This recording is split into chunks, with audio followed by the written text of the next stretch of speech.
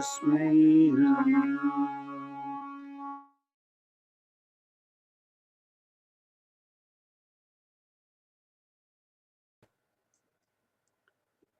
તો આપણે 8મો અધ્યાય ચાલતો હતો અને 8મા અધ્યાયમાં આઈ થિંક આ અગ્નિ ઉત્તરાયણનો પ્રસંગ ચાલતો હતો, બરાબર છે? ઉત્તરાયણ વાળો શ્લોક ચાલતો હતો. 24 ફિનિશ થયા હતા. 24 ફિનિશ થયા છે. ઓકે, હા 24.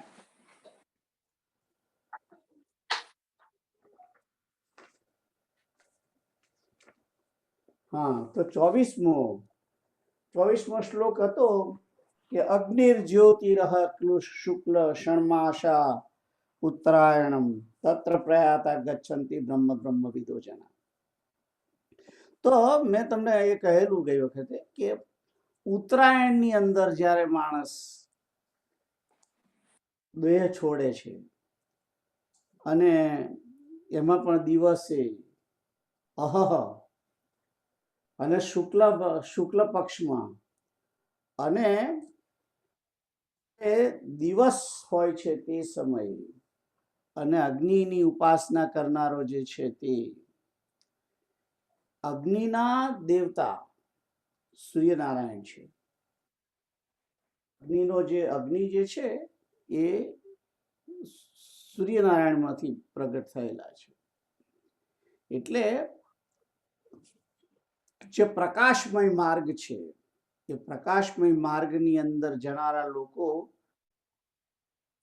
પામે છે અને એને બ્રહ્મવિદ જાણે છે. એમ કે છે બ્રહ્મવિદો જના, કે જે યોગીજન બ્રહ્મવેત્તા લોકો છે, બ્રહ્મવેત્તા એટલે બ્રહ્મવિદો, એ બ્રહ્મવેત્તા લોકો જે છે, યોગીઓ જે, એ બધા આ ઉત્તરાયણના માર્ગને જાણે છે એમ કે છે. તો એની અંદર મેં ગઈ વખતે ભીષ્મ પિતામહનું ઉદાહરણ આપ્યું હતું. ઇફ યુ રિકોલ, કે ભીષ્મ પિતામહને ઈચ્છા મૃત્યુનું વરદાન હતું એટલે એમણે તો રાહ જોઈ. પોતે એમને તો ઈચ્છા મૃત્યુ એટલે એમને જ્યારે મરવું હોય ત્યારે જ મરાય, એટલે એમણે એ સમય નક્કી કરી અને એ પ્રમાણે એમણે મૃત્યુનું ચયન કર્યું છે. પણ આપણા બધા માટે એવું નથી. આપણા બધાને એ લાગુ પડતું નથી, કારણ કે આપણને એવો કોઈ આશીર્વાદ એવો કોઈ આપ્યો નથી, રાઈટ? અને મેં ગઈ વખત એ પણ કહેલું, ઇફ યુ રિકોલ, કે જેની મુક્તિ થવાની હોય એને જ આ પ્રમાણેનો સંજોગ પ્રાપ્ત થાય છે. બેઝિકલી જેને મુક્તિ થવાની હોય એને જ આવો સંયોગ પ્રાપ્ત થાય છે. એવું નથી કે સંયોગ પ્રાપ્ત થઈ ગયો ને તમે મુક્ત થઈ ગયા, એવું નથી. સંયોગ તો જ પ્રાપ્ત થાય જો આપણું વર્તન, આપણા બધા જે આપણું જે બેલેન્સ જે છે, કર્મના જે સિદ્ધાંત પ્રમાણે જે પાપ અને પુણ્ય એ બંને 0 થઈ ગયેલા હોય. કોમ્પન્સેશન નહીં, પ્લસ નેગેટિવ ને કરે એવું નહીં. હા, એવું નહીં માનતા તમે. ઘણા એવું માને છે કે પાપ કર્યું હોય એની ઉપર તમે પુણ્ય કરો તો પેલા પાપને કાપી નાખે. ના, એવું નથી. પુણ્યનું પણ ફળ તમારે ભોગવવું પડે. એટલે મુક્તિ ત્યારે જ શક્ય છે કે જ્યારે બંને ના હોય તમારી જોડે, પુણ્ય પણ ના હોય અને પાપ પણ. અને એ બંને ક્યારે ના હોય? પાપ અને પુણ્ય એ કર્મનું ફળ છે. એટલે આપણા શાસ્ત્રોની અંદર દર વખત કહેવામાં આવ્યું છે કે તમે કર્મ છે પરમાત્માને અર્પણ કરી દો. આંબો જ માર્યો ના હોય તો આંબાની કેરી મારી ખરી? એટલે એ રીતે કે જો કર્મ જ મારું નથી તો એ કર્મનું ફળ મને ના લાગે. એમ એ સિદ્ધાંતથી આપણે આગળ આવી ગયેલું છે કે કર્મને સમર્પણ કરવાની બધી વાતો ત્રીજા અને ચોથા અધ્યાયની અંદર આપણે ડિસ્કસ કરેલી છે પહેલા, ઇફ યુ રિકોલ. તો એ કર્મ સમર્પણ કરી દેવાનું હોય છે. એટલા માટે જે જે ભાગવત ધર્મ જે છે, ભાગવત ધર્મ એટલે કે જેણે મુક્તિને માટે જ પ્રયત્ન કરવાનો છે, એ વ્યક્તિ હોય છે તે આવા કર્મોના ફળોની અંદર એની રુચિ હોતી નથી. એટલે નિષ્કામ એને ફળની આશા વગર જ એ કાર્ય કરે અને એ ફળને કર્મ કરીને તરત ફળ સોંપી દે, પરમાત્માને અર્પણ કરી દે. એટલે કર્મને ફળ તો લાગે પણ એને ફળમાં આસક્તિ ના હોય, એટલે એને એનું પુણ્ય ના મળે ને પાપ પણ ના થાય. અને કીપ ઇન માઇન્ડ, કર્મ ઓલવેઝ દોષયુક્ત જ હોય છે. તમે કોઈ બી કર્મ કરો એની અંદર, કર્મની અંદર કર્મ દોષયુક્ત હોય છે. એનું કારણ એ છે કે કર્મ કરનારો મનુષ્ય અજ્ઞાની છે, અવિદ્યાથી જોડાયેલો છે, માયાના અંદરમાં છે.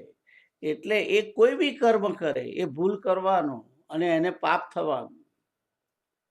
કઈ ને તમામ કર્મની અંદર મન વચન કર્મથી તમે જ્યારે કર્મ કરો છો ત્યારે કર્મની અંદર પાપ થતું જ હોય છે. કર્મની અંદર કર્મ ઓલવેઝ દોષયુક્ત હોય છે અને એનાથી પાપ થતું હોય છે. એટલે કર્મ સોંપી દેવાનું હોય છે, ફળ સમર્પણ કરવાનું હોય છે. તો આ વાત ચાલતી હતી કે ફળ ટોટલી ઝીરો હોવું જોઈએ, બેલેન્સ, બંને બાજુ ઝીરો હોય તો તમે મુક્ત થઈ શકો. બરાબર? તો આ વાત ચાલતી હતી. અને એ બધું બન્યું હોય ત્યારે જ તમને આવો પ્રસંગ બને. આ કોણ જાણે છે આવું બધું? એટલે કે છે બ્રહ્મવિદો જનાહા. બ્રહ્મને જાણનારા લોકો એ બધું, આ બધી યુક્તિઓને સમજતા હોય છે. એટલે એ પ્રમાણે સાવધાનીથી પોતાનું જીવન ચલાવે અને એ રીતે જ કર્મ કરે જેથી એને ફળ બંધાય નહીં, ફળ ના બંધાય, એવી રીતે કર્મ કરે છે. તો આ 24મો જે શ્લોક છે એ એક પ્રકારની ગતિનો, શુક્લ ઉત્તરાયણની ગતિ જે છે, શુક્લ માર્ગની ગતિ, જ્યોતિર્મય માર્ગની ગતિ જે દિવસે હોય છે તે એ ગતિની અહીં આગળ વાત કરેલી છે. ઉલટી એ પછીના શ્લોકમાં છે. અને આ શુક્લ માર્ગની જે ગતિ છે એમાં જીવ આત્મા પાછો આવતો નથી, એ પાછો ફરી જન્મ લેતો નથી, એ મુક્ત થઈ જાય છે. પણ જે આ 25મા શ્લોકની અંદર કહ્યું છે એ વાંચો તમે કેતુલભાઈ. હા. ધૂમો રાત્રિ તથા કૃષ્ણ ષણમાસા દક્ષિણાયનમ તત્ર ચાંદ્રમસં જ્યોતિર યોગી પ્રાપ્ય નિવર્તતે.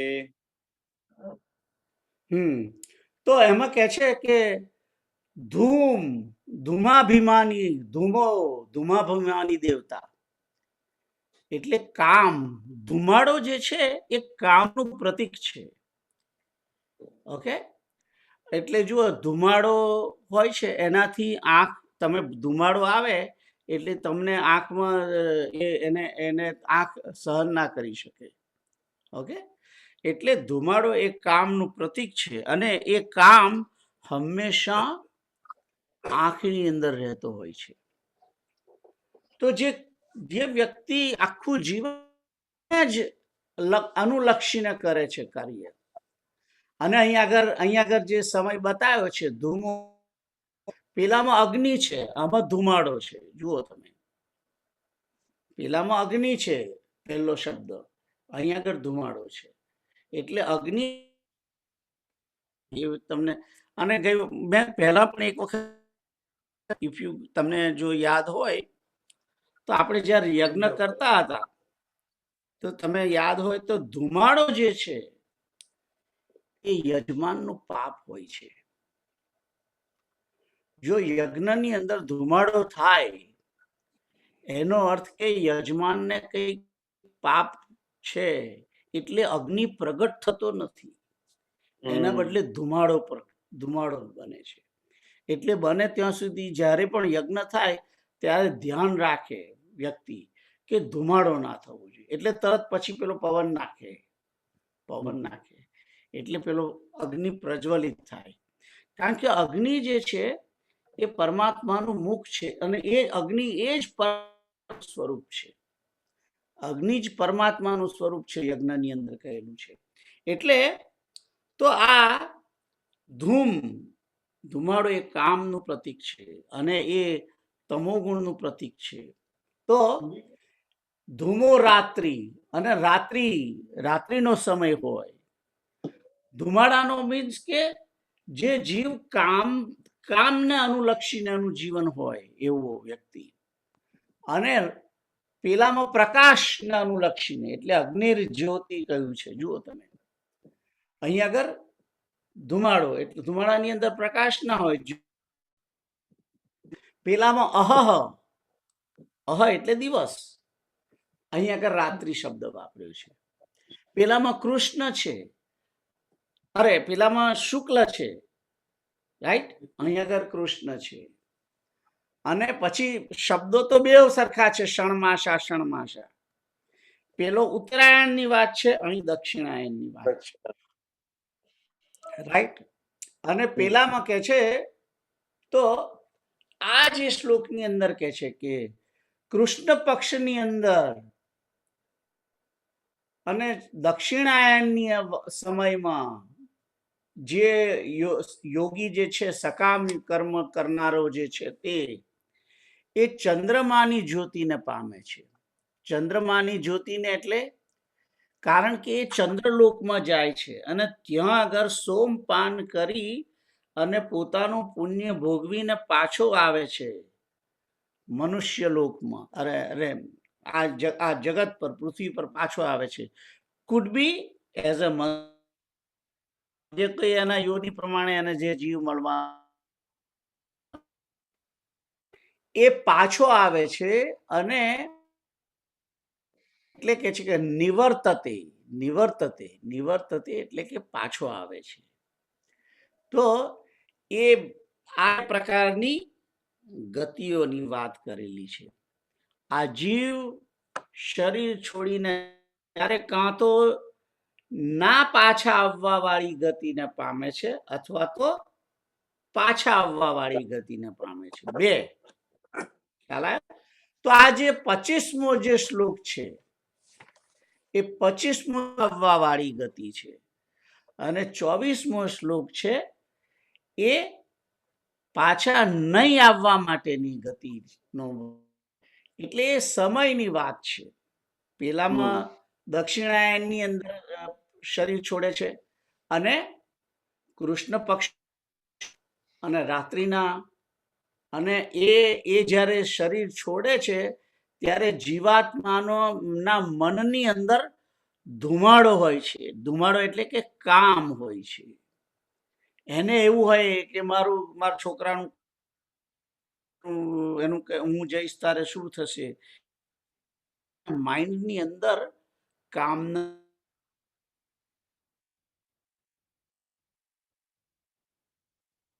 અને સમયનું ખ્યાલ આવ્યો?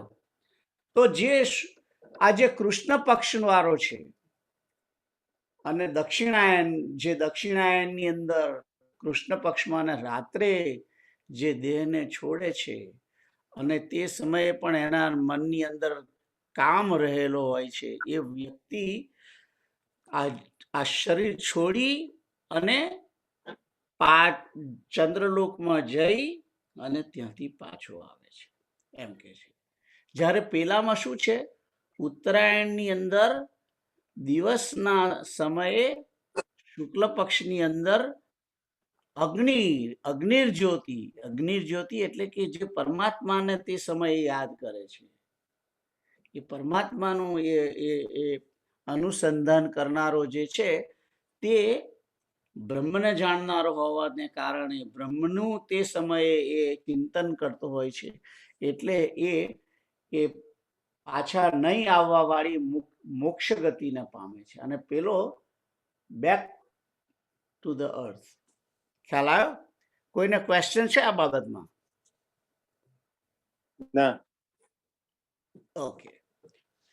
તો પણ મૂળ કહેવા શું માંગે છે? બે શરીર એટલે કાં તો આ બાજુ જશે કાં તો આ બાજુ જશે. 3-4 માર્ગ નથી, 2 જ માર્ગ છે. કાં તો પાછો આવશે કાં તો પાછો નહીં આવે, 2. તો પાછો આવશે 25મો શ્લોક, 24મો શ્લોક છે એ પાછો ના આવે. મુક્તિની જે દશા છે એ સમયનું વર્ણન છે, એ ગતિનું વર્ણન છે. તો 24 અને 25 એ 2 જીવાત્માની ગતિ કયા રીતે થાય છે, કયા સમયે થાય છે એનું વર્ણન છે. તો આઈ હોપ કે બધાને ખ્યાલ આવે છે હું શું કહેવા માંગુ છું. બરાબર છે? ઓકે. તો આગળ 26મો શ્લોક કોણ વાંચશે?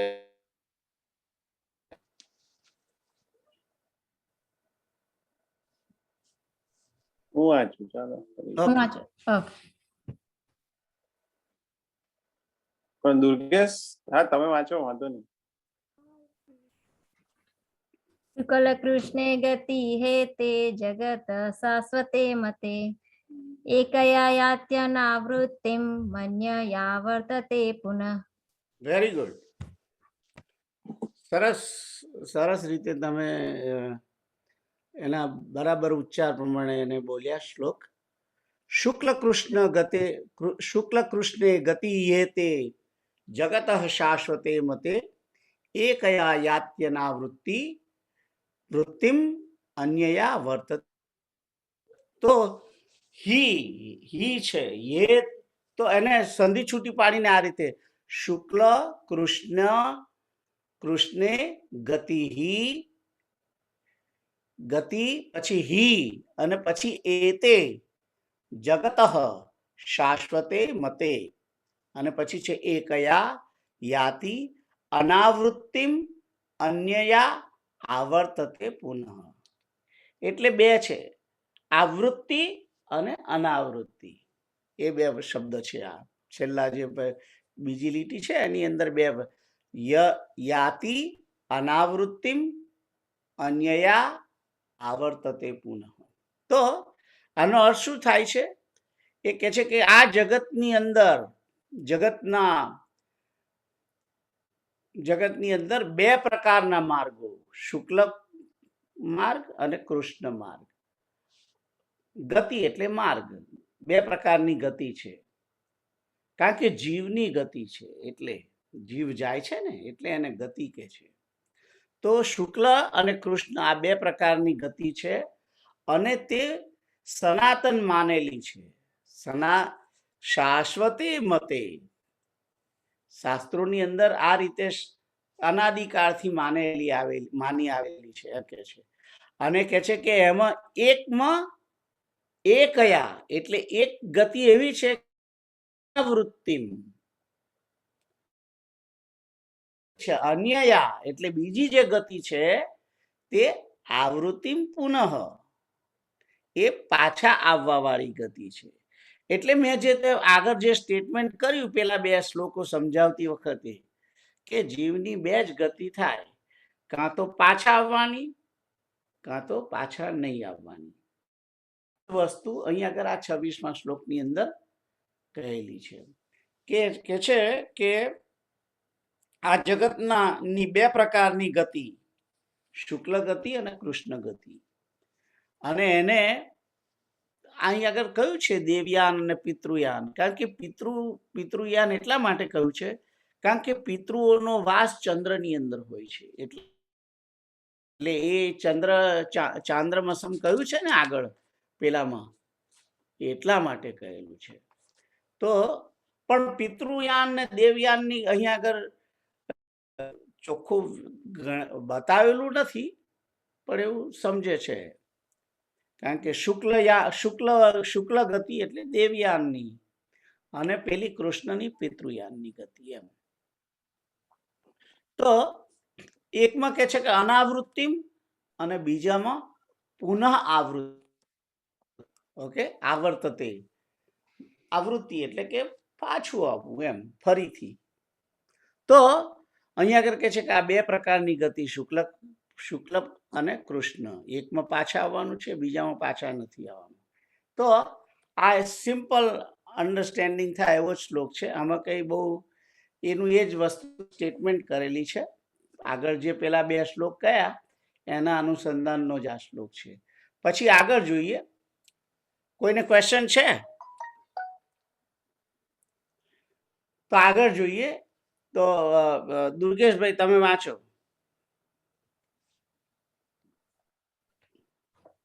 દુર્ગેશ નથી, હું વાંચું. ઓકે, તમે વાંચો. સોરી, કેતુલને વાંચવા દો. હું વાંચું. ઓકે, પ્રીતલ વાંચે છે, ચાલો. નૈતે શ્રુતિ પાર્થ જાનન યોગી મુહ્યતિ કશ્ચન તસ્માत् સર્વેષુ કાલેષુ યોગયુક્તો ભવાર્જુન. તો અહીંયા આગળ કે છે નૈતે શ્રુતિ પાર્થ જાનન યોગી મુહ્યતિ કશ્ચન તસ્માत् સર્વેષુ કાલેષુ યોગ. તો બીજી લીટીની અંદર આજ્ઞા કરેલી છે. ઓકે, આ આજ્ઞાનો શ્લોક છે અને આજ્ઞા પહેલી જોઈ લઈએ આપણે. પેલું તો બહુ એટલું બધું એનું એ નથી, પણ આજ્ઞા શું કહી છે ભગવાને? તસ્માત સર્વેષુ, તસ્માત એટલે તેથી, સર્વેષુ કાલેષુ તમામ સમયે, તું કે છે થા, યોગયુક્ત થા એમ કે છે. એટલે કે મારી જોડે જોડા, રાઈટ, નિરંતર મારી પ્રાપ્તિ માટે પ્રયત્ન કર એમ બેઝિકલી એમ કે છે. બીજી લાઈનમાં મારા માટે પ્રયત્ન કર. ભવ, ભવ એટલે થા, બન, એવો બન એમ. અને અર્જુન એ તો પેલું એ છે, એનું સંબોધન છે. તો સંધિ છૂટી પાડીને આ રીતે કહ્યું છે, ન એતે, ન એતે શ્રુતિ પાર્થ. પાર્થ એ પણ છે, એટલે પાર્થ એ અર્જુનનું નામ છે. જાનન યોગી, જાન ન મુહ્યતિ કશ્ચન. તો કે છે કે ન મુહ્યતિ, ન મુહ્યતિ એટલે કે મોહને પામતો નથી, રાઈટ. અને જે ન છે પહેલો છે, શરૂઆતમાં જ ન છે. ન એતે એટલે કે આ બંને બે માર્ગ કયા ને, એતે જે છે એ સર્વનામ છે. એટલે પેલા બે આગળ માર્ગની વાત કરી એના માટેનું જ આ સ્ટેટમેન્ટ છે. કે છે કે એ પેલા બંને માર્ગોને, શ્રુતિ એટલે માર્ગ, એ બંને માર્ગોને જાણનારો યોગી એની અંદર મોહિત પામતો નથી એમ કે છે. ક્યારેય મોહિત, ક્યારે પણ મોહને પામતો નથી. એટલે આ બધું સાંભળીને એ મોહિત થતો નથી. જે બંને માર્ગને જાણે છે એ આ જીવનની અંદર મોહ નથી રાખતો એમ કે છે. મને જો આપણને ખબર હોય કે આ જીવ છેવટે છોડીને પાછું આવવાનું છે, મુદ્દે આ જીવને મોક્ષ નહીં થાય ત્યાં સુધી અનંત સમય સુધી આપણે પાછું આવવું પડશે, અનંત વખત.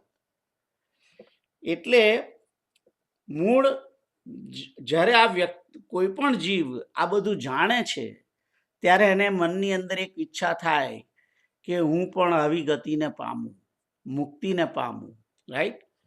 અને આવી રીતે જીવના તો એક જીવ આ શરીર છોડીને જાય છે ત્યારે એને બે જ ગતિ હોય છે, કાં તો પાછો આવવાનો, કાં તો પાછો નહીં આવવાનો, રાઈટ. એટલે આવું જે વ્યવસ્થિત રીતે જાણતો હોય છે એ એની અંદર મોહ કરતો નથી.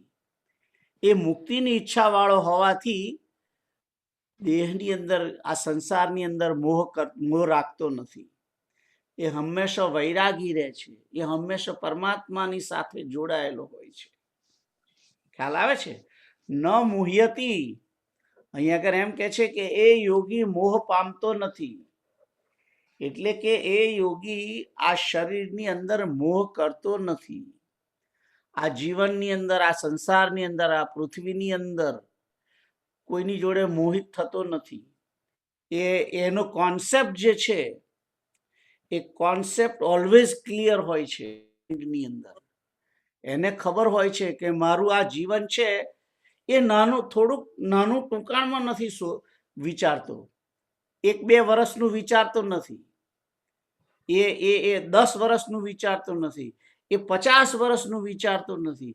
એ વિચારે છે જન્મ મરણ પછીની, એના માટેનું વિચારે છે.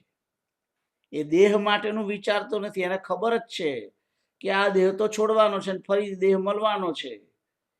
એટલે અને કારણ કે જે માણસ બધું જાણે છે વ્યવસ્થિત રીતે, એ તો પછી મોહિત ના થવો જોઈએ. મોહિત જો થાય, જાણ્યા પછી પણ જો એ મોહ કરતો હોય દેહની અંદર, તો મૂર્ખો છે. એમ આઈ રાઈટ ઓર રોંગ? ખ્યાલ આવે છે? એટલે જે માણસ જાણે છે આ ગેમ, આ જીવનની જે રમત છે એને જે સમજી ચૂક્યો છે, આવે છે ને જાય છે, આવે છે જાય છે, અને એ અનેક 84 લાખ યોની અંદર ભ્રમણ કરતો હોય છે અને મરીને પાછો જાય છે અને પાછો આવે છે. બીજો શરીર લઈને આવે છે. કોઈક વાર મનુષ્ય શરીર જ્યારે લઈને આવે ત્યારે પોતે મુક્તિને માટે પ્રયત્ન કરે, એ બરાબર વ્યવસ્થિત પ્રયત્ન કરે તો એ મુક્ત થઈ શકે છે. આવું જે જાણે છે એ પછી કરતો નથી. જીવનની અંદર મોહ રાખતો નથી. દેહની અંદર મોહ રાખતો નથી. અત્યારે જે આવી મળેલા સગા સંબંધીઓની જોડે મોહ રાખતો નથી.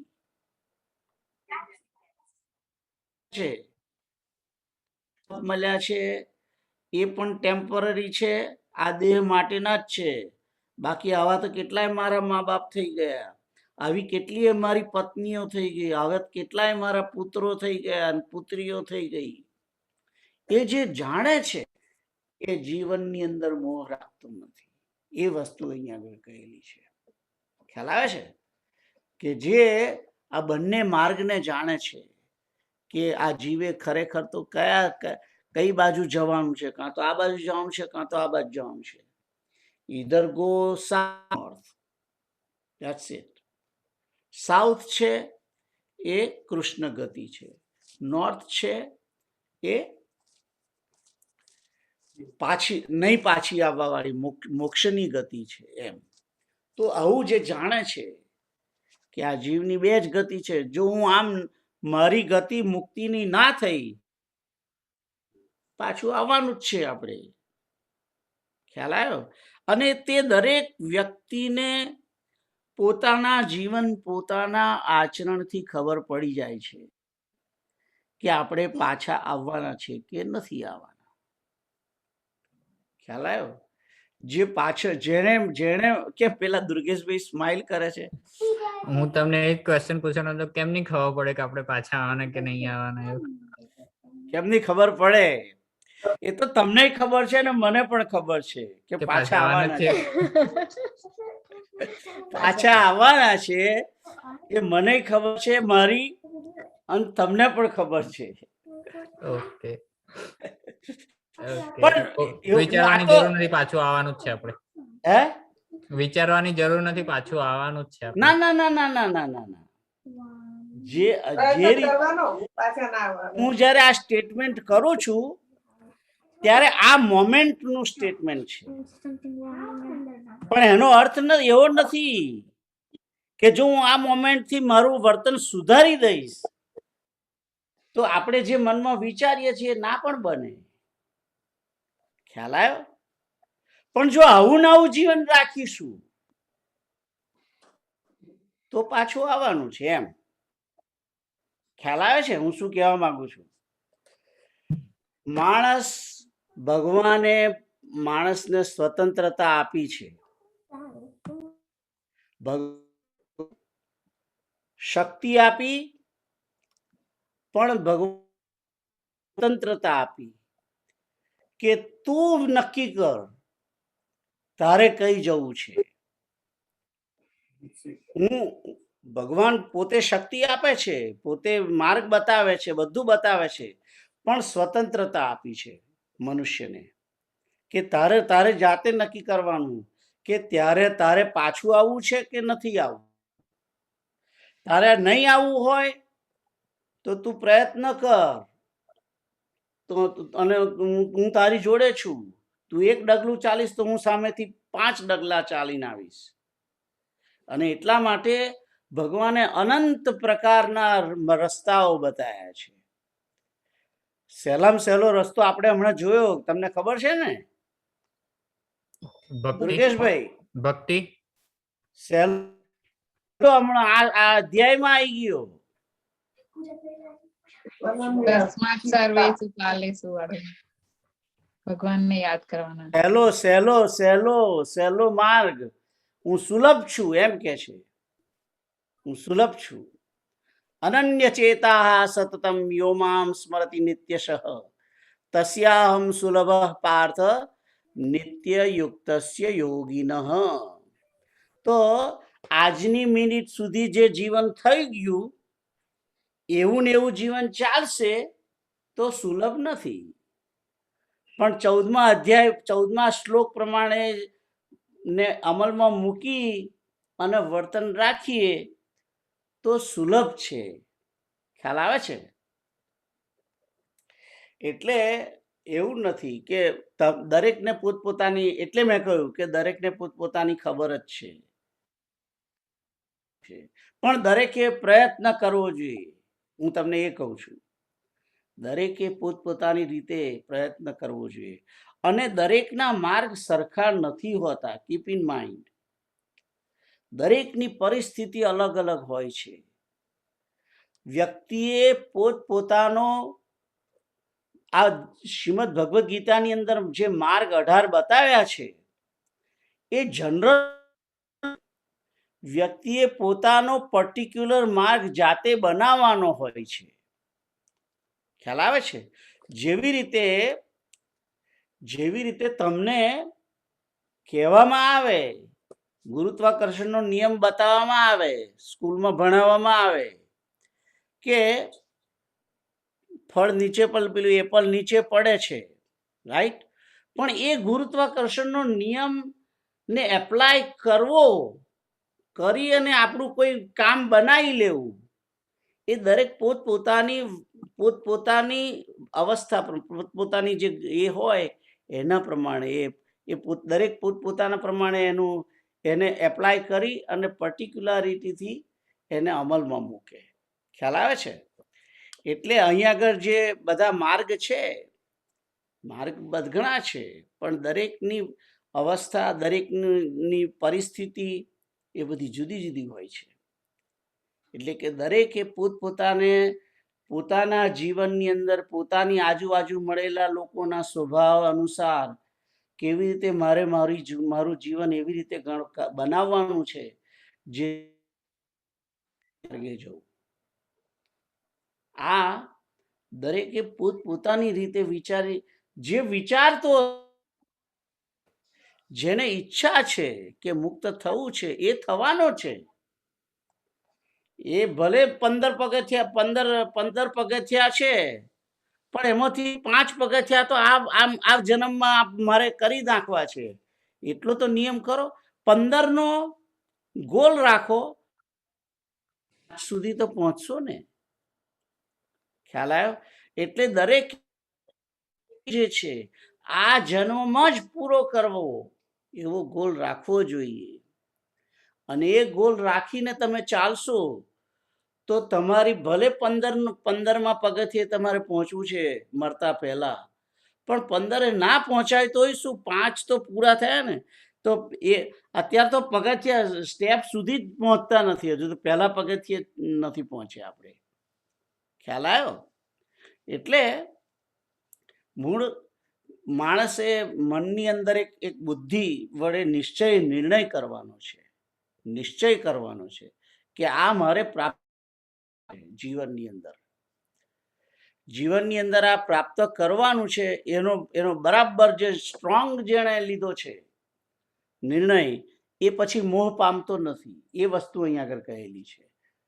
ન મુહ્યતિ યોગી કશ્ચન, ક્યારેય મોહ પામતો નથી એમ કે છે. જે આ બંને માર્ગને જાણે છે, જે વ્યવસ્થિત રીતે આખી ગેમ સમજી ગયો છે. તમારી સામે આપણે શું કહેવાય, કોઈ બી આખી ખબર પડી ગઈ ગેમની કે આ કેવી રીતે મારે જીતવાની છે, રાઈટ? એ માણસને ખબર પડી જાય પછી એ પછી એના માટે બરાબર કેડ બાંધીને મંડી પડે ને. ખ્યાલ આવ્યો? એવું છે. તો અહીંયા આગળ માણસને ખબર પડી ગઈ કે આ ગેમ શું ચાલે છે. ગેમ એ છે કે તમામ જીવોએ પરમ આત્માને મળવાનું છે. તમામ આત્માઓએ પરમ આત્માને મળવાનું છે. એ તો ગમે તે રીતે, અને જો ત્યાં નહીં મળે તો એને પાછું આવવાનું છે. પાછું આવશે ત્યારે એને 84 લાખની અંદર જવાનું છે, ફરવાનું છે.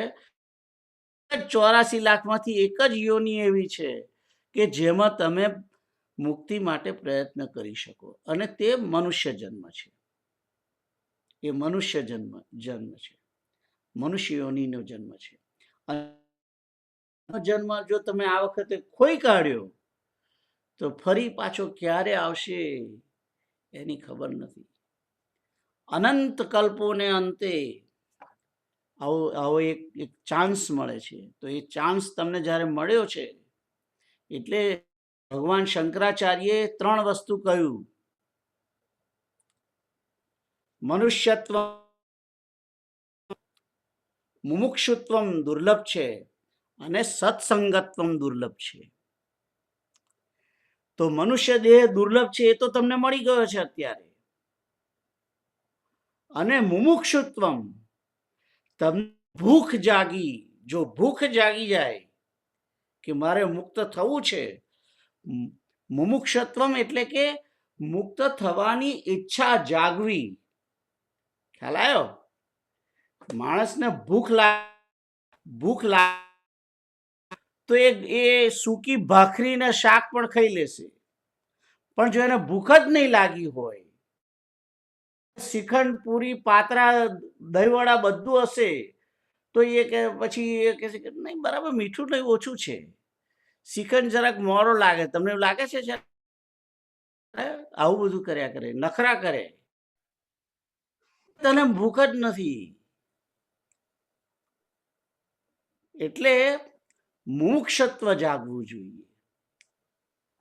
માણસને મુમુક્ષુત્વ જાગે તો મુમુક્ષુત્વ જેનું જાગ્યું છે એ ગમે તે રીતે સહજ પડે અમુક પોતાનું જે છે સુકૃત એ બાંધી લે. સહજ પડતા પહેલા એ વિચારે, જેમ પેલો વાણિયો હોય એ ગલ્લા પર બેઠો હોય, એને ખબર જ હોય કે આજે મારે 1200 રૂપિયાનો ગલ્લો કરવાનો છે ગમે તેમ કરીને. તે જે આવતો જતો હોય એને વખાણ કરે, બોલાવે, અને ગમે તેમ કરીને એને વસ્તુ વેચીને પૈસા લઈ લે. આવતા જતા ગમે તે જોબ કરવા જાઓ, તમે બધું કરો, પણ તસ્માત સર્વેષુ કાલેષુ મામ અનુસ્મર યુધ્ય છે. ખ્યાલ આવ્યો? જીવન આખો દિવસ પૂરો થાય અને તમને એટલું એ હોવું જોઈએ કે કામ કરતા કરતા મારે સ્મરણ કરવાનું છે, કામ કરતા કરતા મારે સ્મરણ કરવાનું છે. આ જે વૃત્તિ છે એને બનાવવાની છે. એ વૃત્તિ જ્યાં સુધી નહીં બને, એ વૃત્તિ ક્યારે બનશે? જો મુમુક્ષુત્વ જાગશે, તો તમને ભૂખ લાગશે મુક્તિની તો. અને માણસને ઘણાને મુક્તિની ભૂખ હોય છે પણ વ્યવસ્થિત સંગ નથી મળતો, રાઈટ? તો અત્યારે આપણે જે છે સત્સંગત્વમ, આ સત્સંગ ચાલે છે, રાઈટ? અને સત્સંગ જે છે એ મોસ્ટ ઇમ્પોર્ટન્ટ છે. સત્સંગ એટલા માટે છે કે પોતાનો જે ગોલ છે એ ગોલને પકડી રાખે છે.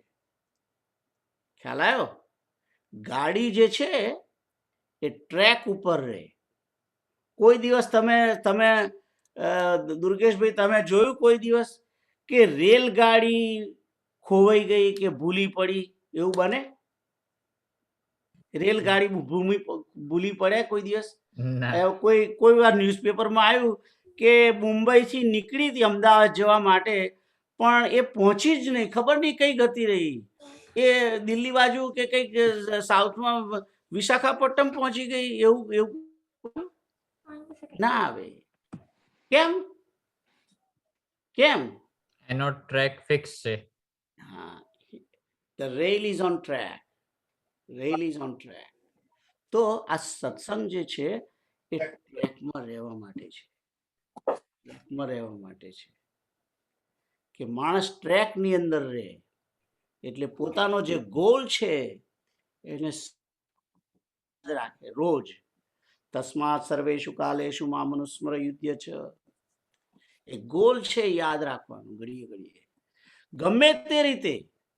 જુઓ, આપણે કંઈક જવાનું હોય, એટલાન્ટા જવાનું હોય કે ગમે તે જવાનું હોય, તમારે ડ્રાઈવ પછી આગળ આપણે વચલી લેનમાં હઈએ અને વચલી લેનમાં હોય ને આગળ કોઈ પેલો જતો ના હોય, ધીમો ધીમો કોઈક ડોહલો હોય તે 45ની ઝડપે જતો હોય, આપણે લેન બદલી કાઢીએ ને, બને ત્યાં સુધી લેફ્ટમાં લઈને પછી ઓવરટેક કરીને આગળ જઈએ. પણ લેફ્ટ ના ચાલે તો રાઈટમાં થઈને જતા રહીએ ને. હે, પણ એ માણસ ક્યારે એ તત્પરતાથી ક્યારે 14 કલાકની અંદર અહીં ન્યુજર્સી થી એટલાન્ટા પહોંચે? એનો ગોલ હોય કે ગમે તેમ 65ની સ્પીડ જે છે મારે એવરેજ આટલી રાખવી છે, અને હું મેં સવારમાં 6 વાગે નીકળ્યો છે તે રાત્રે 10 વાગ્યા પહેલા મારે પહોંચી જવું છે. ખ્યાલ આવ્યો? એ ગોલ હોય એટલે એ પછી ઘડીએ ઘડીએ એક્ઝિટમાં બહાર ના નીકળી જાય. ચલો ખાવા જઈએ, ચલો આમ જઈએ, ઓ ભેણગર ફાયર ક્રેકર મળે છે, ચલો ગાડી બહાર કાઢો. એવું ના કરે. એને એને એ જે એને જે એ પોતાના રસ્તા પર, હા, એ ટ્રેક બદલે. એ બાજુની લેનમાં જતો રહે, પાછો આ બાજુની લેનમાં આવે, લેન ચેન્જ કર્યા કરે. એટલે કોઈક વાર ભજનમાં જાય, કોઈક વાર સંકીર્તન કરે, કોઈ વાર સ્મરણ કરે, કોઈ વાર સત્સંગ કરે, કોઈ વાર ગીતાનો પાઠ કરે, કોઈ વાર રામાયણનો પાઠ કરે. ખ્યાલ આવ્યો? એટલે માણસ બદલવાની છે, રસ્તો બદલવાનો નથી. એ તો ટ્રેક પર જ રહેવાનું, ટ્રેક પર જ રહેવાનું. કારણ એ લેન બદલવાનું છે, લેન બદલવાનું છે. બદલીને આપણો ગોલ જે છે એ પકડી રાખવાનો છે. ખ્યાલ આવ્યો? તો જે ગોલ પકડી રાખે છે એને મોહ થતો, એ આજુબાજુનો બોર્ડ જોઈને, ટાકો બેલનું જોઈને બહાર ના નીકળી જાય. ખ્યાલ આવ્યો? મેકડોનલ્ડ જોઈને બહાર ના નીકળી જાય, ચલો આઈસ્ક્રીમ ખાવા જઈએ. અરે ભાઈ, આવું કરીશ તો ક્યારે પહોંચીશ તું? ખ્યાલ આવ્યો? એટલે ગોલ હોવો માઇન્ડની અંદર, ગોલ. અને એ ગોલ ક્યારે હોય? મુમુક્ષુત્વમ, ભૂખ જાગવી જોઈએ માણસને. ભૂખ જાગે, મુક્ષુતાની ભૂખ જાગે. એ મુમુક્ષુતાની જેને ભૂખ જાગે છે એ પછી એને એને એને એમ થાય કે ક્યારે રવિવાર આવે અને ફરી સત્સંગ કરું, ક્યારે કોઈ જગ્યાએ ભજન થાય હું જઈને ભજન કરવા જવું, ક્યારે હું આ કરું તે કરું, આ કામ ક્યારે પૂરું થાય તો હું પાછો આવીને ભગવાનને મારા કરવા બેસું. આવું એનું જીવન હોય. You know, his mind is always busy, always busy. એને એના વગર ચેન ના પડે, એને એ જ યાદ આવ્યા કરે. એનો ગોલ એવો હોય. અને જોજો, જે તમે જે માણસ પ્રેમમાં પડે છે, જે પ્રેમમાં પડે છે ને, જે તમે કોઈ પડ્યા છો કે નહીં એ તો મને ખબર નથી, પણ જે માણસ પ્રેમમાં પડ્યો હોય ને એને એ જ દેખાયા કરે, એને એ જ દેખાયા કરે. એને એ ખબર હોય કે અત્યારે 8 વાગે એ બસ સ્ટેન્ડે ઊભી હશે એટલે હું ત્યાં જઈને ઊભો રહું. પાછો હાંજ પડે ત્યારે એને ખબર હોય કે ઓ અત્યારે તો એ દૂધ લેવા કે અત્યારે આ જગ્યા હશે, અત્યારે આ જગ્યા હશે, અને એ ત્યાં પહોંચી જાય, એ ત્યાં પહોંચી જાય. પ્રેમી જે છે એને પોતાના પ્રેમી પાત્રને મળ્યા વગર એને એને ચેન ના પડે એવી તત્પરતા થવી જોઈએ, એવી તત્પરતા થવી જોઈએ કે હું ક્યારે કરીને ભગવાનનું નામ લઈ લઉં, ક્યારે સ્મરણ કરું, ક્યારે કીર્તન કરું, એટલે એ ભૂખ જાગવી જોઈએ. તો એ પરિસ્થિતિ આપણે નિર્માણ ક્યારે કરી શકીએ? જો આખું બેઝિક ગ્લોબલ તમે આખું વિઝન જાણી ગયા હોય કે આ ગેમ શું છે આખી સંસારની, એ સમજી જાય માણસ. જે માણસ સમજતો નથી એ આટલું જ જીવન સમજે છે કે હું, મારા છોકરા, એના છોકરા, મારા મા બાપ, મારી સાસરીવાળા, મારા ભાઈઓ, મારી બહેનો, મારી ફોઈઓ, મારી કાકીઓ, એની અંદર જે ઘૂમ્યા કરે છે, રાઈટ, એની અંદર એનો ગોલ નથી. કીપ ઇન માઇન્ડ, એને keep in mind, keep in mind. કારણ કે જેનો સમજે જ છે કે મારો માતા, મારો પિતા, મારી બૈરી, મારો સખા, મારો મિત્ર જે કંઈ છે એ રામ છે કે કૃષ્ણ છે કે શિવ છે. આત્માનો કોઈ પણ, મેં તમને પહેલા કહ્યું હોય કે ના કહ્યું હોય તો યાદ રાખજો, કોઈ પણ જીવનો બીજા જીવ સાથે સંબંધ નથી. આ લખી રાખજો, કોઈ પણ જીવનો બીજા જીવ સાથે સંબંધ નથી. જીવાત્માનો સંબંધ એક જ, અને તમામ પ્રકારના સંબંધો કેવલ પરમાત્માની જોડે છે. એટલે આપણે શ્લોકમાં કહીએ છીએ ત્વમેવ માતા ચ પિતા ત્વમેવ, તું જ મારી માં, તું જ મારો બાપ. આપણે કોઈને એવું આપણા બાપાને એમ કહે તું મારી માં છું, ના કહેવાય ને. પણ ભગવાનની જોડે જે સંબંધ છે, પરમાત્માની સાથે જે સંબંધ છે, એ તમામ પ્રકારના સંબંધો સાથે છે. પણ એક જીવના બીજા જીવ જોડે સંબંધ નથી. He is like A companion, પ્રવાસી છે, બીજો પ્રવાસી છે. ખ્યાલ આવ્યો? પ્લેનની અંદર બેઠા હોય ને બાજુમાં સીટ આવી હોય એવી રીતે. ખબર પડી? પ્લેનની અંદર બેઠા હોય, 31A ની સીટ હોય અને 31B માં બીજું કોઈ આવીને બેસી જાય, એ બેસી જાય એને એની જોડે એ ઉતરે ત્યારે આપણે ઉતરી ના જવાનું હોય. ખાલી એ તો તમારો છે, એની જોડે તમે વાતચીત કરો, બરાબર છે, પણ એની જોડે સંબંધ ના બંધાય. કે આપણને તો ખબર છે કે આપણો સંબંધ તો આપણે જ્યાં જવાનું છે ત્યાં છે. એટલે આવું જે જાણે છે તે મોહમાં પડતો નથી. આઈ હોપ બધાને ખ્યાલ આવે છે શું આ જે શ્લોક છે, ન મુહ્યતિ કશ્ચન, એ કોણ મોહ પામતો નથી એનો અહીંયા આગળ નૈતે શ્રુત ન એતે, જે આ બંને માર્ગને જાણે છે તેવો યોગી મોહ પામતો નથી. એ વસ્તુ કહી છે અહીંયા આગળ પહેલી લીટીમાં. અને બીજી લીટીમાં તો આજ્ઞા જ છે. અને આજ્ઞા તસ્માત સર્વેષુ કાલેષુ યોગયુક્તો ભવ. અર્જુન તો એનું અર્જુનનું નામ છે યોગયુક્તો ભવ. એ છે તું હંમેશા યોગની અંદર જોડાઈ જા, એમ કે છે.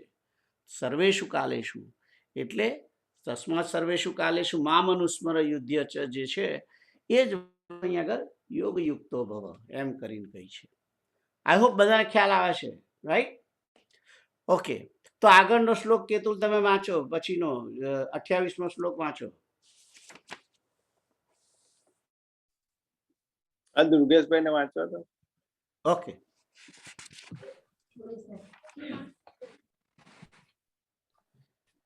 વેદેષુ યજ્ઞેષુ તપસુ ચૈવ દાનેષુ યત પુણ્યફલમ પ્રદિષ્ટમ અત્યેદિ તત્સર્વ ઇદમ વિદિત્વા યોગી પરમ સ્થાન ઉપેદિ ચ આદ્યમ. ઓકે, તો આ શ્લોક જે છે આ રીતે વાંચો. વેદેષુ યજ્ઞેષુ તપઃ શુચૈવ દાનેષુ યત પુણ્ય ફલમ પ્રદિષ્ટમ અત્યેતિ તત્સર્વમિદમ વિદત્વા યોગી પરમ સ્થાનમુપૈતિ ચાદ્યમ. તો સંધિ છૂટી પાડીને એને બોલવું હોય તો વેદેષુ, વેદેષુ એટલે કે જે વેદની અંદર કહેલ, વેદોના પઠનની અંદર વેદમાં જે કહેલું છે તે, યજ્ઞેશુ યજ્ઞની અંદર, યજ્ઞેશુ તપઃસુ વેદની અંદર, વેદના પાઠમાં યજ્ઞ કરવાનો, તપ, વેદેશુ યજ્ઞેશુ તપઃસુ ચ એ છે. અને પછી દાનેશુ એટલે વેદથી, યજ્ઞ વડે, તપ દાન વડે, યત એટલે જે પુણ્ય પ્રાપ્ત થાય છે તે, અથવા જે પુણ્ય કહેવામાં આવેલું છે તે. ખ્યાલ આવ્યો? વેદના યજ્ઞ કરવાથી, દાન કરવાથી જે પુણ્ય ફળ કહેવામાં આવે થાય છે,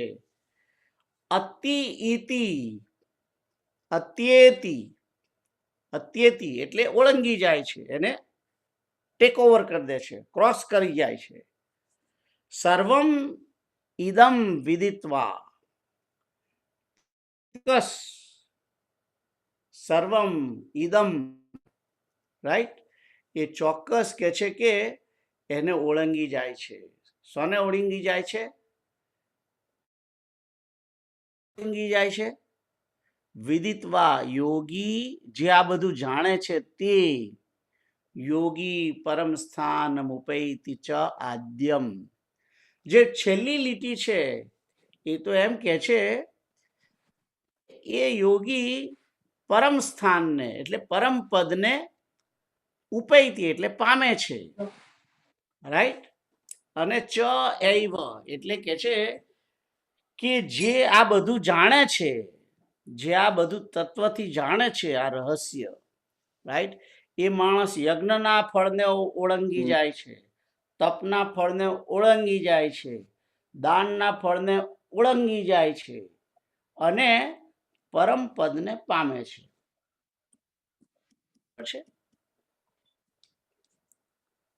કારણ શું છે? જુઓ, પરમાત્મા તમે જે માગશો તે આપશે. આ વસ્તુ સમજી લો તમે. પરમાત્મા તમે જે માગશો તે આપશે. તમે જો વેદનું પઠન કરો અથવા રામાયણનો પાઠ કરો કે બીજું કંઈ કરો, રાઈટ, અને તમે એમ વિચારો કે આ પુણ્યથી ઘણા નથી માનતા કે આ ભજન રાખીશ, આવું કરે છે ને ઘણા, ખ્યાલ આવે? એવું કરતા હોય છે. તો એમ કે માણસ કે જે કે હું રામાયણનો પાઠ કરાવીશ, કે ભાઈ હું વેદ ઉપનિષદનું વાંચન કરાવીશું, કે હું કથા બેસાડીશ, અથવા તો હું યજ્ઞ કરાવીશ, અથવા તો હું તપ કરીશ, અથવા તો હું આટલું દાન કરીશ, આવો નિયમ લે છે ને ઘણા. હે? તો એ વસ્તુ અહીં કઈ છે. તો વેદ જે છે, વેદનું પઠન કરો તમે, તો તમે જે ઈચ્છો એ તમને મળશે. પણ વેદ કરવાનો અર્થ જે છે એ કોઈ સંસારિક વસ્તુ પ્રાપ્તિ માટે નથી. હું જો વેદનું પાઠ કરું અને પછી એમ માગું કે ઓ મારો પેલું મકાન જે છે એ ભાડે થઈ જાય, તો ભાડે તો થઈ જશે. પણ એના બદલે એ વેદનું પાઠ કરી અને હું પરમાત્માને સમર્પણ કરી દઉં તો એનું ફળ મળવાનું છે? નહીં મળે. એનું ફળ નહીં મળે. પરમાત્માને અર્પણ કરીશું એટલે પરમાત્માને પ્યારા થઈશું. એકચ્યુઅલી હું યજ્ઞ કરીશ પણ યજ્ઞ કરીને એવું ફળ એટલે અહીંયા આગળ જે એવું કહ્યું છે કે જે યોગી માણસ છે તે આ વેદનું, યજ્ઞ, દાનનું, આ બધાથી જે કંઈ પુણ્ય મળતું હોય છે એને ઓળંગી જાય છે, ક્રોસ કરી દે છે.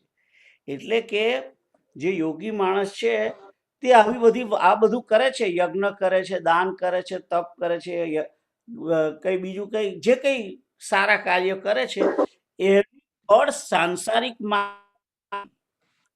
કારણ કે એની દ્રષ્ટિ પેલી ઉપર છે. એટલે ખ્યાલ આવ્યો? જે આગળ વાત કરીને જેનો ગોલ છે, કે મારે તો મુક્તિ જોઈએ છે, એ આવા નાના નાના ફળની અંદર આશા રાખતો નથી. એટલે બી કર્મ કરે છે, સારું કર્મ અથવા ખરાબ કર્મ, કોઈ બી કર્મ કરે એ સીધું સમર્પણ કરી દે છે. એનું ફળ માગતો જ નથી. જ્યારે માણસ ફળ એટલે એને ફળ લાગતું નથી, એટલે he is more towards the મુક્તિ. એટલે અહીંયા આગળ કહ્યું છે કે જે આ બધું જાણે છે તે આ વેદોના, યજ્ઞનો, તપથી, દાન વડે જે કંઈ પુણ્યફળ મળતું હોય છે એને કહેવામાં આવે છે એને ઓળંગી અને એ તો મુક્તિ તરફ જતો રહે છે એમ કહેવા માંગે છે. અને એ યોગી પરમ સ્થાનને પ્રાપ્ત કરે છે. જે ઓળંગી જાય છે એનો અર્થ એ છે, ખ્યાલ આવ્યો? કે એ કરી અને નાની નાની બાબતો, સંસારની વસ્તુઓ માગતો નથી. આવું બધું કરીને એનો મેન ઉદ્દેશ, આ શરીરને છોડીને જીવાત્માની મુક્તિ માટે, આત્માની ગતિ માટે, જે પાછા ના ફરવા વાળી ગતિ જેનો ઉદ્દેશ્ય છે, એ માણસ આ બધા નાના નાના પુણ્ય ફળોને માટે એની માટે કામ કરતો નથી. ખ્યાલ આવ્યો? તમને ખ્યાલ આવે છે શું કહેવા માંગે છે? વેદનું પઠન કરે, યજ્ઞ, તપ કરે, દાન કરે. એટલે આપણે જુઓ કોઈ બી વસ્તુ કરીએ ત્યારે હંમેશા સમર્પણ કરીએ છીએ. શિવાર્પણ મસ્તુ કે પછી કૃષ્ણાર્પણ મસ્તુ કે સીતારામ અર્પણ મસ્તુ એવું બોલીએ ને, એટલે સમર્પણ કરી દઈએ છીએ. ત્યારે માણસ કર્મ સમર્પણ કરી દે છે ત્યારે એનું ફળ મળતું નથી.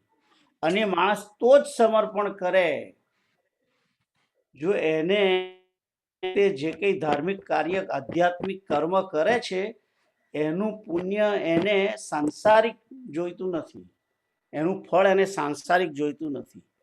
એ માણસ તરત જ એને સમર્પણ કરી દે, સમર્પણ કરી દે એટલે એને પેલું ફળ લાગે નહીં.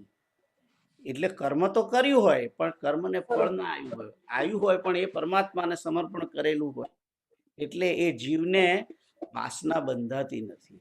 એટલે એની પાછળ જે પોટલું, 2 પોટલા હોય છે દરેક જીવને 2 પોટલા હોય છે. એક પોટલું હોય છે અને આ બાજુ પાપનું પોટલું હોય છે. ખ્યાલ આવ્યો? તો પેલું ગમે બંને છે દરેકે. એટલે છેવટે એટલીસ્ટ પુણ્યનું પોટલું ના થાય. કારણ કે જો પુણ્યનું પોટલું હશે તો પુણ્યને ભોગવવા માટે આવવું પડશે, અને પાપનું હશે તો પછી એ તો નરકમાં ને એમાં તેમાં જઈને ભોગવી દેવાશે. પણ પેલામાં તે પુણ્યને કારણે પાછું આવવું પડશે. ખ્યાલ આવે? એટલે અહીંયા આગળ કહ્યું છે કે યોગી પુરુષ જે આ તત્વને, આ રહસ્યને જે જાણે છે, રાઈટ, સર્વમ ઇદમ વિદિત્વા, જે આ બધું જાણે છે તે કહે છે કે આ વેદના પઠનનું, યજ્ઞનું અને તપનું ને દાનનું આ બધા ફળને ઓળંગી જાય છે.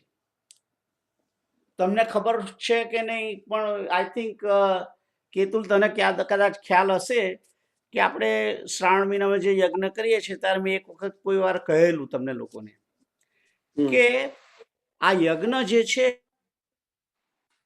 જે પેલા તણખા ઉડે છે, હા તણખા ઉડે છે એ શું હોય છે? શ્રુતિઓ. શ્રુતિ હોય છે. શ્રુતિ. અને માણસે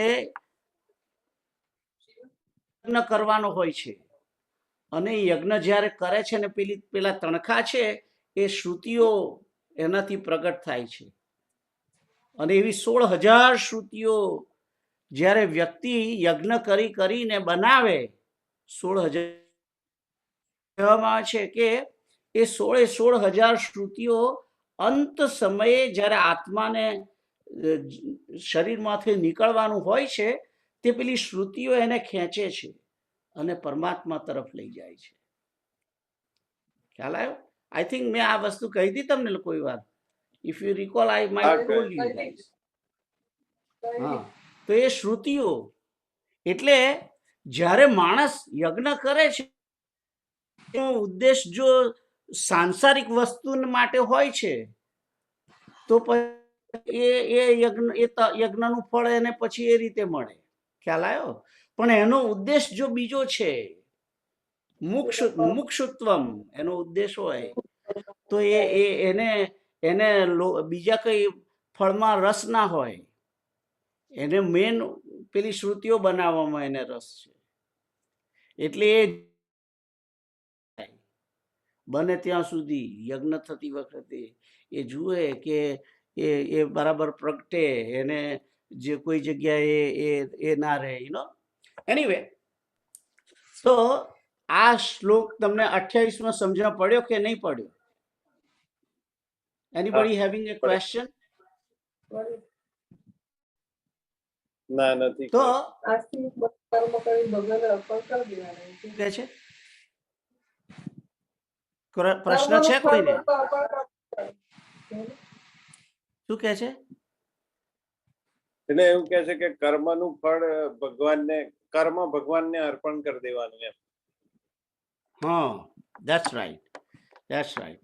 પણ આ જે અધ્યાય છે એ મૂળ તમે આખો, ઇફ યુ રિકોલ, 28 શ્લોકો જો તમે બરાબર થોડા યાદ રાખ્યા હોય તો એ આ જીવ શરીરને છોડીને જાય છે અને ક્યાં જાય છે, કેવી રીતે જાય છે એના ઉપર છે. અને એ મુક્તિ માટે જાય એના માટેના ઉપાય કયા છે એ વસ્તુ આ અધ્યાયની અંદર કહેલી છે મૂળ.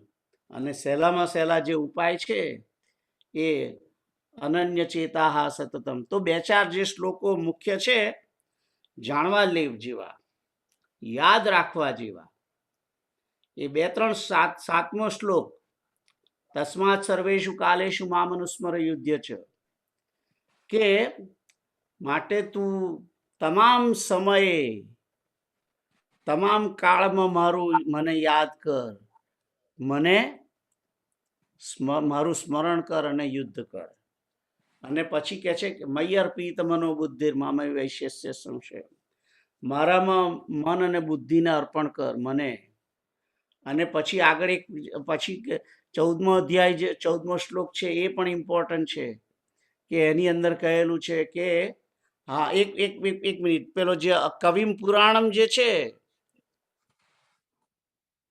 9મો, સોરી 8મો, આ 8મો જે છે એ પરમાત્માને કેવી રીતે સ્મરણ, 9મો શ્લોક, પરમાત્માને કેવી રીતે સ્મરણ કરવું એનો શ્લોક છે કે ભગવાન તમે કવિ છો, તમે પુરાણ છો, તમે અનુશાસન કરવા વાળા છો, તમે સૌથી અણુથી પણ અણુ છો, રાઈટ? તમે બધાનું ધારણ પોષણ કરનારા છો, અચિંત્ય રૂપ વાળા છો, આદિત્ય વર્ણ વાળા છો, અને અંધકારથી પરે છો.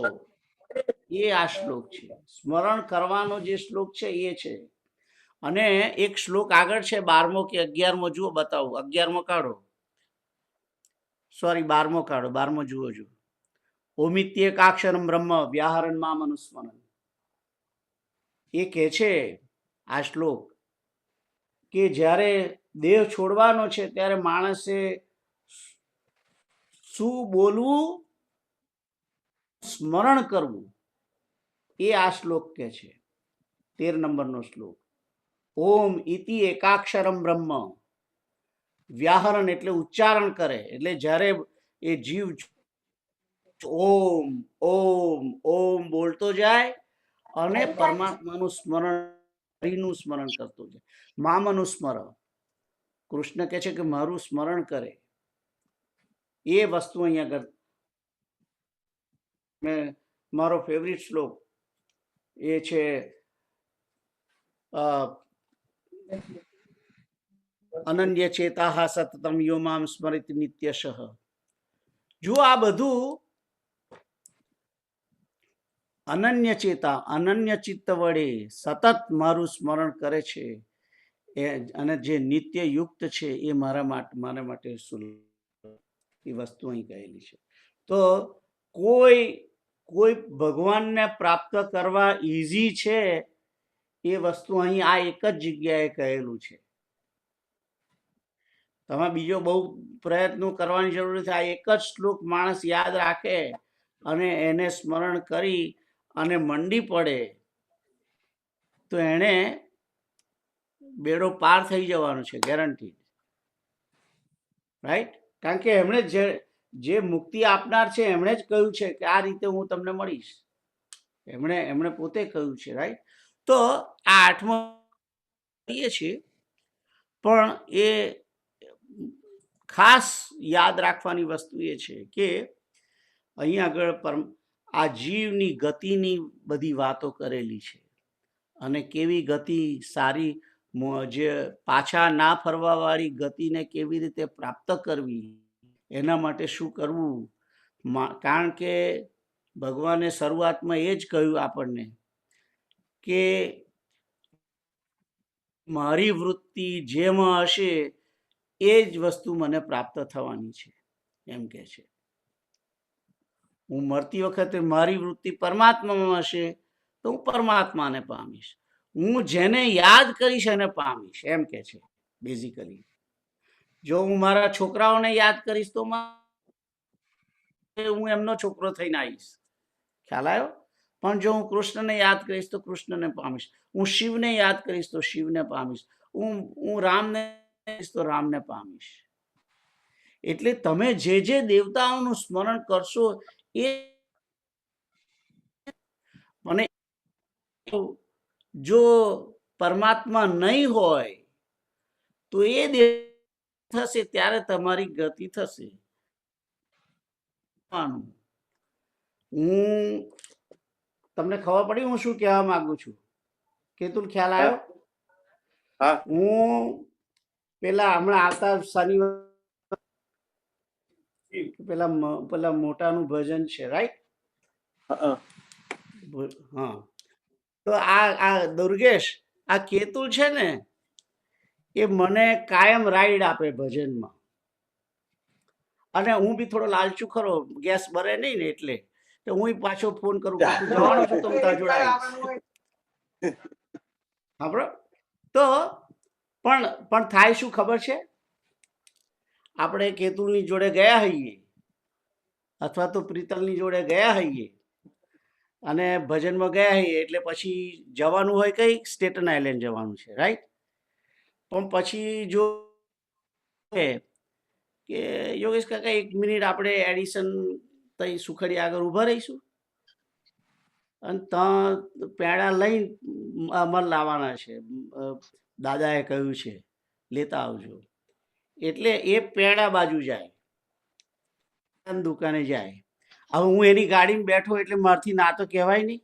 સીતારામ. હું એની ગાડીમાં આવું કેતુલ કરતો નહીં પાછો, એવું તમે સમજતા નહીં.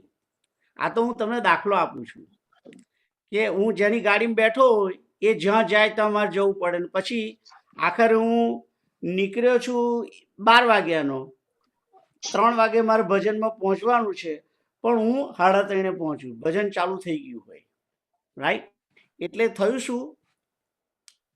ખોટ કોને ગઈ? દુર્ગેશ, કોને ખોટ ગઈ?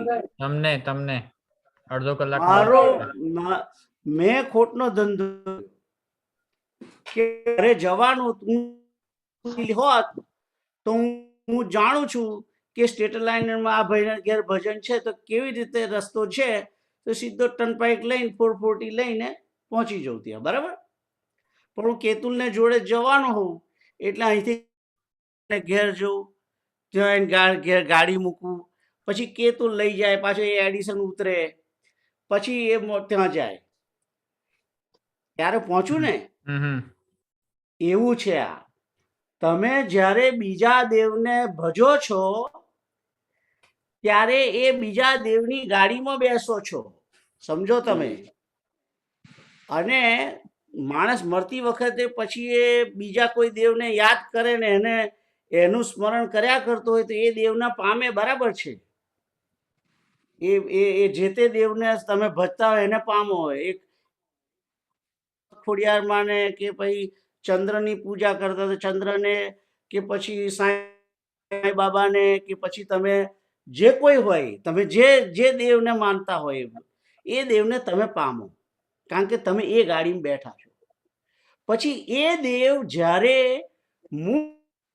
અંદર પ્રવેશ થાય એમનો, કારણ કે આપણે તો એમની ગાડીમાં બેઠા છે, જવાનું છે.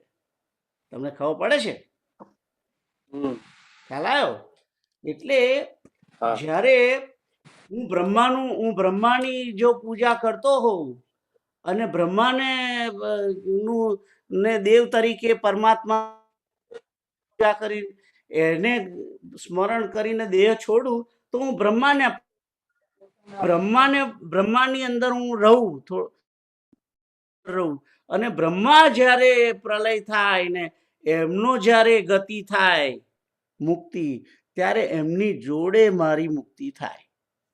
તમને ખ્યાલ આવે છે? પણ એના બદલે જો હું કૃષ્ણને ભજું કે રામને ભજું તો હું સીધો કૃષ્ણને જ પામું, કારણ હું બીજા દેવતાઓની ગાડીમાં બેઠો નથી. તમને ખ્યાલ આવે છે? મેં આ બધું તમને ગયા વખતે એક વખતે આગળ જે પેલી ગતિની વાતો બધી હતી એમાં કહ્યું હતું મેં એક વખતે, ગયા વખતના ચેપ્ટરમાં કે આગળના વખતે કહ્યું હતું કે આ બધા જીવો જે છે એ જે તે દેવતાઓને પામે, એ પછી બધા બ્રહ્માની અંદર વિલીન થાય ને બ્રહ્મા પછી નારાયણની અંદર વિલીન થાય. એ બધી વાત કરી હતી તમને લોકો. આપણે થઈ હતી હે આપણે બેને થઈ હતી રામાયણમાં થઈ હતી. પણ આ લોકોને પણ કહ્યું હતું, નતું કહ્યું તમને લોકોને? આ બધું વાત કરેલી છે. તો બેઝિકલી હું કહેવા શું માંગુ, ભગવાન એટલે કે છે કે જે મારું સ્મરણ કરે છે એ મને પામે છે. જે એ વસ્તુ ક્યાં કહ્યું છે હું તમને કહું. અને જે બીજાને નું સ્મરણ કરનારા જે છે એ બીજાને પામે છે. યમ યમ વાપી, જુઓ 6ઠ્ઠો શ્લોક જુઓ તમે.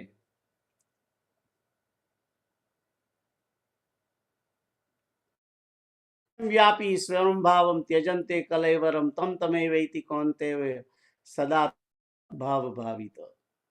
કે જે ભાવને સ્મરણ કરે છે એને જે પામે છે, કારણ કે હંમેશા એ જ ભાવ વાળો હોય છે. એટલે કે છે કે તારે જો કે છે કે મને પામવું હોય તો તું મને યાદ કર. અને એટલે ખ્યાલ આવ્યો? અને આગળ આ વસ્તુ બધી સાતમામાં પણ એક વખત કહી હતી, મને એવો ખ્યાલ છે.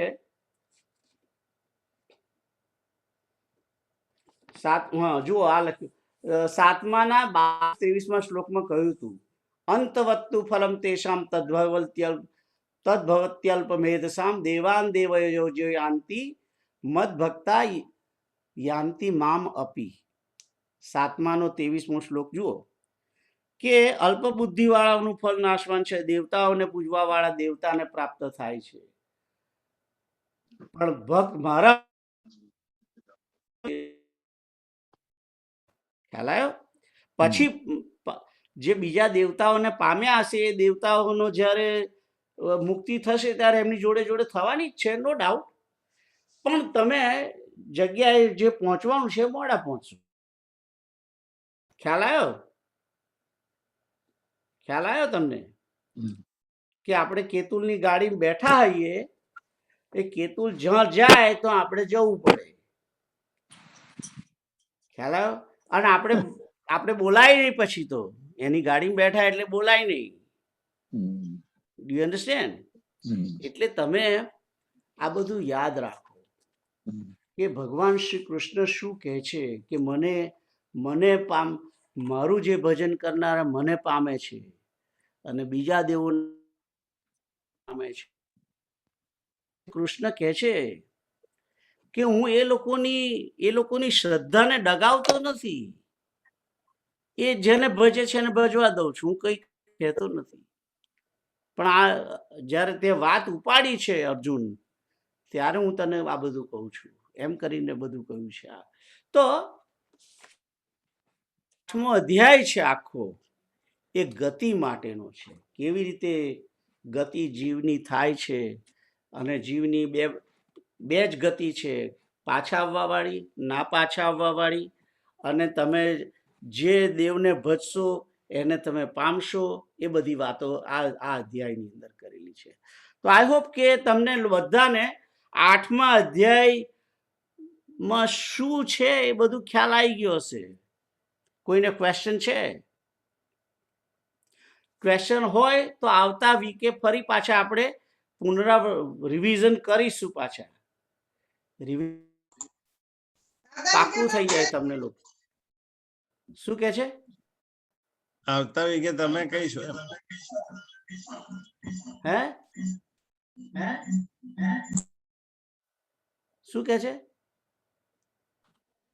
નેક્સ્ટ વીક તમે છો કે નહીં? નેક્સ્ટ વીકે મળવાના છીએ. બોલો. હું ઇન્ડિયા જવાનો છું, પણ તમને છોડવાનો નથી. જુઓ, એક વસ્તુ સમજો કેતુલ, તમે લોકો ટ્રેકમાં રહો કે ના રહો, મારે મારા ટ્રેકમાં રહેવું છે. ખ્યાલ આવ્યો? હું આ પ્રયત્ન તમને સુધારવા માટે નહીં, હું બગડી ના જઉં એટલા માટે કરું છું. તમને ખ્યાલ આવ્યો? કારણ કે આ બધું જે છે, જ્યારે હું તમને કોઈને જ્યારે વસ્તુ માણસ જ્યારે કહે છે બીજાને, તે વખતે એનું પાકું થતું હોય છે. મારું તો પાકું થાય છે. હું તો પાકું કરવા માટે જ આ બધું બોલું છું. હું કઈ તમને લોકોને હેલ્પ કરવા નથી બોલતો. Don't feel that. અમે તો બાય પ્રોડક્ટ છીએ. હે? અમે તો બાય પ્રોડક્ટ છીએ. તમે લોકો બધા બાય પ્રોડક્ટ માં છો. ખ્યાલ આવ્યો? એટલે આ બધું કારણ કે માણસ એને આ ચિંતન છે, આ ચિંતન છે. એને તમારે માણસે વાગોડ્યા કરવું પડે. જેમ પેલી ભેંસ ને ગાય હોય, એ પૂરો કે ઘાસ ખાઈને પછી આમ મોડું એ કર્યા કરે, વાગોડ્યા કરે, પછી ચાયા કરે, એને વાગોડ્યા કરે. એમ આ બધી વાતો છે, વાગોડ્યા કરવાની છે. એટલે કરવાની ઘડી. ખ્યાલ આવ્યો? તો કોઈને પ્રશ્ન ના હોય તો આપણે બંધ કરીએ. કોઈને ક્વેશ્ચન છે? ના. Very good. પણ તમારે ઇન્ડિયાનો ટાઈમ એટલે અહીંયા કરના સવારના 5:30 જેવું થશે.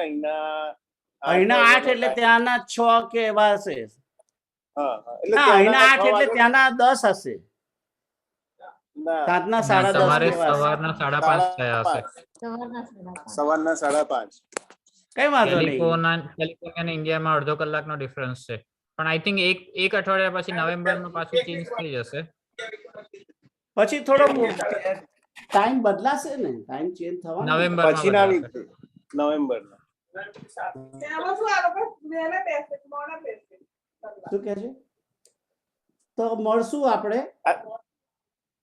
એટલે હું તમને લોકોને ટાઈમ તો ચેન્જ નહીં કરીએ આપણે, પણ હું ઓલમોસ્ટ કેતુલ એ દિવસે હું તમને અડધા કલાક પહેલા કે 15-20 મિનિટ પહેલા હું તમને વહેલો જોઈન થઈશ, એટલે I want to make sure કે કેટલા વાગ્યા છે, યુ નો. ઓકે, એટલે તમે ત્યાં ઇન્ડિયાના સવારના 6 વાગે કરશો તો વાંધો નહીં, અમે હાફ એન અવર આગળ ના પાછળ ના, કરીશું. તમે યાહુ પર તમે અમદાવાદનું વેધર જોવો એટલે ટાઈમ ખબર પડી જાય. ઓકે, કહું છું, Alright. અમદાવાદનું વેધર તો જોવો એટલે ફોનમાં ટાઈમ ખબર પડી બધા જાય. ટાઈમ હશે. Yeah. ઓકે. હમણાં જોઈ લો ને ઇન્ડિયામાં કેટલા વાગ્યા, 1 કલાક ઓછો. અત્યારે ઇન્ડિયા 7 વાગ્યા છે સવારના. હા, એટલે 7 એટલે 5:30, બરાબર છે. સવારના 5:30 થશે. કઈ વાંધો નહીં. સોમવાર સવારના 5:30 ઓકે, ઇન્ડિયામાં. તો મળશું નેક્સ્ટ વીકે, મળશું આપણે. ના, એટલે કેતુલ એવું કહે છે કે તમારે 5:30 શરૂ ના કરવું હોય તો 6 વાગે ઇન્ડિયાના સવારના 6 વાગે કરીશું, half an hour late. Okay, કઈ વાંધો. ઓલરાઈટ, એટલે તમારે હું તમને ત્યાં time- મંડે હું ટેક્સ કરીશ. ઓકે. તો બધાને જય સિયારામ. લેટ્સ બંધ કરતા પહેલા સંકીર્તન 1 મિનિટ કરી દો. છે અભિલાષ. શ્રી કૃષ્ણ ગોવિંદ હરે હરે મુરારે નાથ નારાયણ વાસુદેવ. શ્રી કૃષ્ણ ગોવિંદ હરે મુરારે નાથ નારાયણ વાસુદેવ. વાસુદેવ. કૃષ્ણ ગોવિંદ હરે મુરારે નાથ નારાયણ વાસુદેવ. શ્રી કૃષ્ણ ગોવિંદ હરે મુરારે નાથ નારાયણ વાસુદેવ. કૃષ્ણ ગોવિંદ હરે નાથ નારાયણ વાસુદેવ. શ્રી કૃષ્ણ ગોવિંદ હરે નાથ નારાયણ વાસુદેવ. કૃષ્ણ ગોવિંદ હરે મુરારે નાથ નારાયણ વાસુદેવ. કૃષ્ણ ગોવિંદ હરે મુરારે નાથ નારાયણ દેવ. ઓમ પૂર્ણમદ પૂર્ણમિદં પૂર્ણાત પૂર્ણમુદચ્યતે પૂર્ણસ્ય પૂર્ણમાદાય પૂર્ણમેવાવશિષ્યતે. હરિ ઓમ સર્વે ભવन्तु સુખિનઃ સર્વે સन्तु નિરામયાः સર્વે ભદ્રાણિ પશ્યन्तु ઓમ તત્સત.